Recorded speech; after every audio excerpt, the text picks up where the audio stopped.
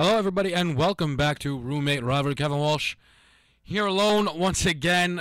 Boys are in class, and I'm going to start it off by talking about the college football playoff rankings finally being released. This is the first time that they are coming out with their rankings, so if you haven't seen it, let's go over this top 10.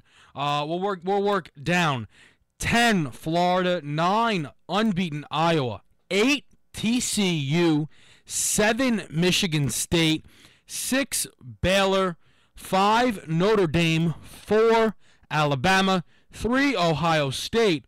2, LSU. And at 1 are the Clemson Tigers. Now, a lot of surprises, in my opinion, when you're really looking at these rankings. And obviously the thing that jumps out immediately is that Ohio State is not ranked number 1. The defending national champions, preseason unanimously selected as the best team in college football. They have yet to lose, and they have been bumped down to 3. Obviously, a lot of these things come down to strength of schedule, and that apparently was enough for them to be moved down to 3. I mean, if you really did feel like their schedule was so weak, I guess you could put them to 2. But for the defending national champions to be unbeaten to this point, and I mean, they really, they're not necessarily have been on the brink of losing a lot of games comparable to what you've seen out of Michigan State. So, it is kind of interesting, I think, to see Ohio State move down. I can't necessarily say that I agree. I don't really feel that is something that is all too justifiable just through the reasoning that, their schedule's not too tough. I mean, this team is the defending national champions, and I think that warrants them staying at 1, unless that they, do kind of what Florida State did just a year ago, where they were the defending national champions, but they had to have fourth quarter comeback after fourth quarter comeback. We haven't really seen that from Ohio State yet. So I do feel that them landing at 3 is pretty unfair.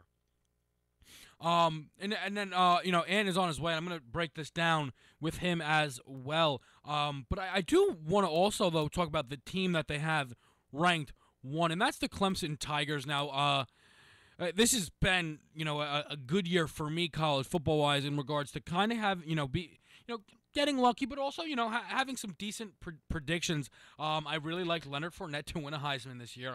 I just, looking at his high school track record, I mean, that you just knew he was such a talented back.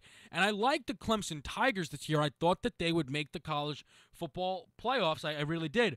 But I didn't really think that they were going to be number 1, and I'm not going to necessarily sit here and say that they are completely worthy. They themselves have had some close games. I mean, they gave up 41 points just this past week in NC State, and that's not necessarily a great performance. Yes, their offense back-to-back games where they've scored 50-plus points, but there have been a couple of times where we've seen Clemson closely tested, and they had a game winning drive Notre Dame had against them when Clemson was at home, and if Notre Dame was able to convert there, Clemson loses, and then I'm not sure where they really are. They're going to land Clemson at that point. I mean, Clemson gets the number 1 seed based off strength of schedule, but the only team that they played that when they faced off against them was ranked was Notre Dame, who at the time was ranked 6th, and that is the lone ranked team they played, like of timing. So I definitely, I find it a bit interesting. It's a little bit of a surprise.